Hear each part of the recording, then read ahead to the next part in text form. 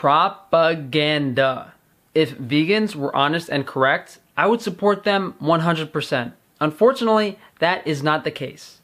They lie about the health benefits of a vegan diet, what impact it actually has on the environment, and what constitutes the moral and ethical standings of a vegan diet. If a plant-based diet is so healthy for you, why does the German Nutrition Society say the opposite?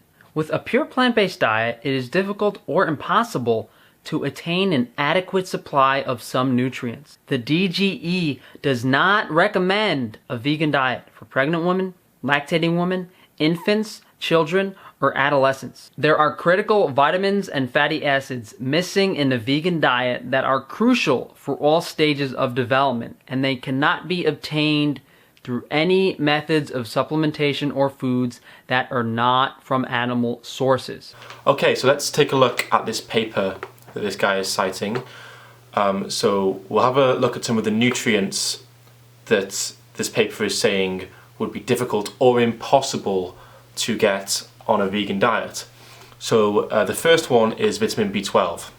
So vitamin B12 is produced by bacteria. So it used to be found in fresh water and soil, and that's why it would be in various different foods. However, due to modern farming practices and the way we clean our food, essentially, it is no longer there, and therefore it's supplemented to the animals that we eat. So the cows that people eat are being supplemented with vitamin B12, and therefore it's in their flesh. So sure, it's recommended that vegans supplement their diet with vitamin B12, but the supplementation either way, whether you're vegan or whether you're not, whether it's being supplemented to the animal and then you're eating the animal, or whether you're taking the supplement directly for yourself. So it's not difficult or impossible to get vitamin B12 as a vegan. We get it from fortified foods, and we get it if we just take a simple B12 supplement. It's not difficult to take a supplement. What else have we got here? We've got vitamin D. This is a strange one because the vast majority of vitamin D we get is from the sun. I mean, there's traces of it in some animal foods, but there would never be enough. You'd have to get it from the sun. So I mean, it's not impossible or difficult to get enough vitamin D as a vegan. If you live somewhere here with shit weather like the UK, it's important to take a vitamin D supplement this time of the year, but otherwise you can get all the vitamin D you need from the sun. You don't need to eat a dead, rotting corpse for that. Let's go through some of the others as well while we're here. There's iodine. Iodine you can get from seaweed. There's selenium, which you can get from, say, Brazil nuts. Zinc you can get from pumpkin seeds. I mean, all of the vitamins that are stated here you can get as a vegan. So I have no idea why they're making the statement that it may be difficult or impossible to get these. I mean, it's just simply not true. Vegans love to brag that a plant-based diet is the only diet proven to reverse heart disease.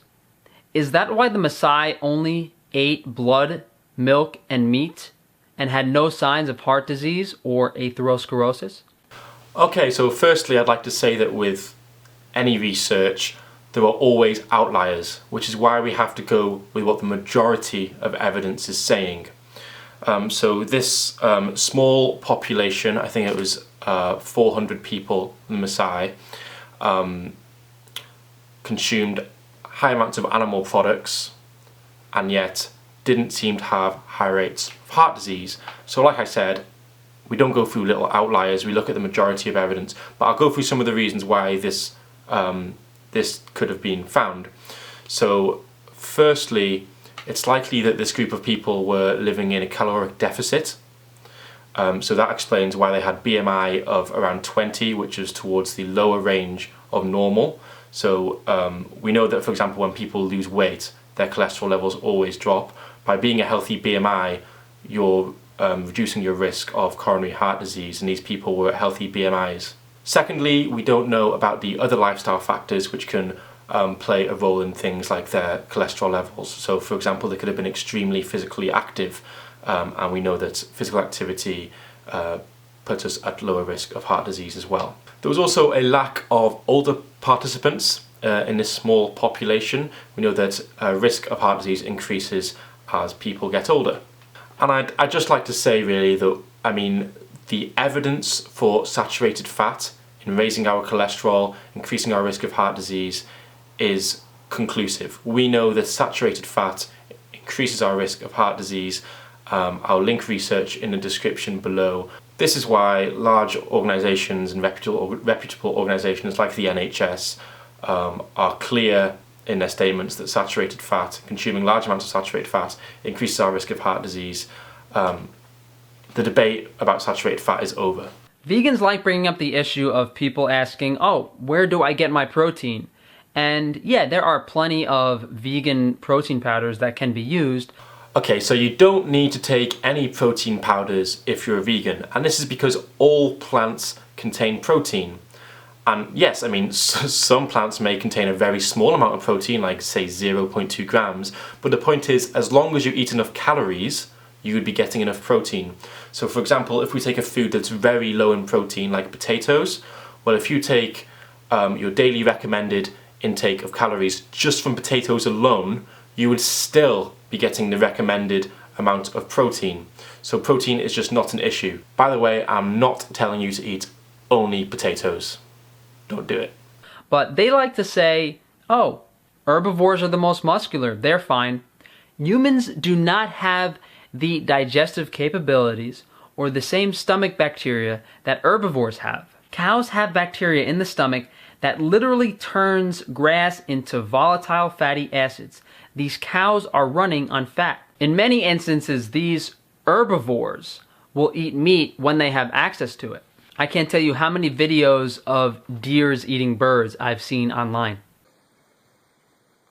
Squirrel chowing down on an unfortunate mouse. And you thought squirrels were vegetarian. I really don't see the point you're trying to make here. Yes, other animals, herbivorous animals like deer, may eat meat when provided with the opportunity. So what? We're not claiming as vegans that you can't eat meat. We don't care. Yes, you can eat meat. We're talking about whether it's moral to eat meat. And just because a fucking squirrel decides to chomp on another dead animal, that is not a good moral justification for you to kill an animal when you could just eat something else. Speaking of cows, a lot of people think the commercials for milk and dairy are propaganda for milk, but they're not. Milk actually has all the vitamins and minerals your body needs to survive, if it's from a high-quality grass-fed source. Well, this just factually isn't true. There's no vitamin C in milk, for example, so milk doesn't have every nutrient you need to survive and be healthy. Yeah, what's next? Impossible Meat, Beyond Meat, all of these fake meats are pretty much laboratory poison. They're very high in omega-6 fatty acids. Have you guys ever read the dozens of ingredients on these? I bought one of these just to see what they tasted like, and it smelled like it was made out of chemicals in a laboratory. This is not food. Ironically, a lot of vegans are actually against these fake meat products. They don't think true vegans would ever want to eat a fake meat product. Okay, so, I mean, firstly I would say that this is not something that I've ever heard from any vegan ever. I have never heard an ethical vegan say, you shouldn't eat those no-bull burgers, you shouldn't eat that mock meat, you're not a real vegan if you do. That would be a complete ridiculous statement to make. It doesn't make any sense. However, I do often hear meat eaters saying this. I hear meat eaters telling me, I don't understand why vegans eat vegan meat. I thought you didn't like meat, whatever. Well, vegans, ethical vegans, which is the only real type of vegan there is, are boycotting animal products because we don't want to pay for the suffering and death of animals. If we buy a no-bull burger or I'm not getting endorsed by No-Bull Burger, by the way. I don't know why I keep mentioning them specifically, but they are really good though. They are good. Go buy them. Go buy them now. We're boycotting these products because we're against the unnecessary suffering and death of an animal. If I want to buy a mock meat that doesn't hurt an animal, there's no moral issue there. No vegans care if you want to eat unhealthy vegan junk food. I'm all for it. It tastes great. There's no ethical issue with it. Livestock actually has a positive carbon footprint on the environment if used in a proper way. Here is Alan Savory's TED Talk explaining how using livestock can reverse desertification. There is only one option. I repeat to you, only one option left to climatologists and scientists, and that is to do the unthinkable and to use livestock, bunched and moving, as a proxy for former herds and predators and mimic nature. There is no other alternative left to mankind. So let's do that. So on this bit of grassland, we'll do it, but just in the foreground. We'll impact it very heavily with cattle to mimic nature, and we've done so, and look at that. All of that grass is now covering the soil as dung, urine, and litter or mulch. This idea of animals grazing on a field to reduce the environmental impact of it, it's not sustainable because it's not possible to do this with the demand that we currently have for animal flesh. There's no way we would have enough space to produce the amount of meat that people want using animals grazing land in that way. So while he may suggest that there's some grass-fed way of producing animals that are grazing that may not be as harmful to the environment, this isn't the case. This isn't the real world that we're living in. And in the real world, a vegan world would be doing far less harm to the environment than the meat-based one that we're currently living with. And the alternative that he's suggesting wouldn't work because there's not enough space. Some vegans literally think flying in 15 different foods in plastic packaging from around the world is better for the environment than consuming a local grass-fed steak. They've literally banned exports of avocados in countries like Kenya. So this avocado thing keeps coming up, and what I'll say on it is this.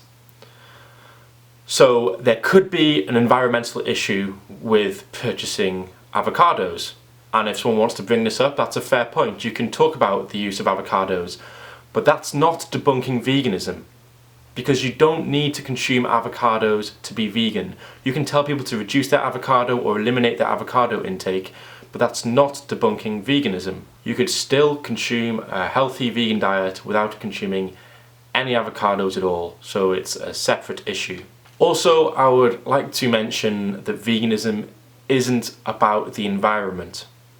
It's not an environmental movement, it's an animal rights movement. It's about abolishing animal exploitation. So even if you were somehow to prove in your magical wonderland that somehow a meat-based diet would be better for the environment than a plant-based one, well, you still wouldn't be debunking veganism, because veganism is about the animals. It's not about humans, it's not about the environment.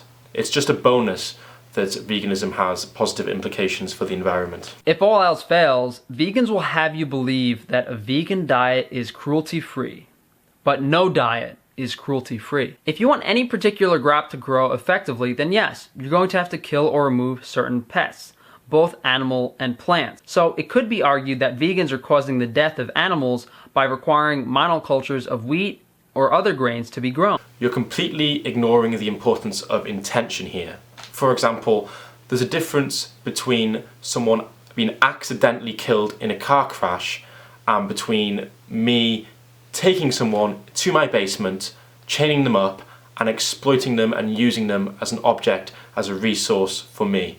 Intention matters. In a vegan world where we no longer see animals as objects, we would be doing everything we can to find ways, to devise ways to reduce the unintentional suffering and death of things like small rodents in plant agriculture. But right now we're living in a world where we're exploiting and torturing billions and billions of animals each year for the sake of a sandwich. So of course it's not going to be at the forefront of people's minds to reduce the unintentional suffering and death if people are happy to cause it intentionally. Poisoning rodents to prevent plagues, herbicides, pesticides kill hundreds to thousands more beings per calorie than pastured or grass-fed beef.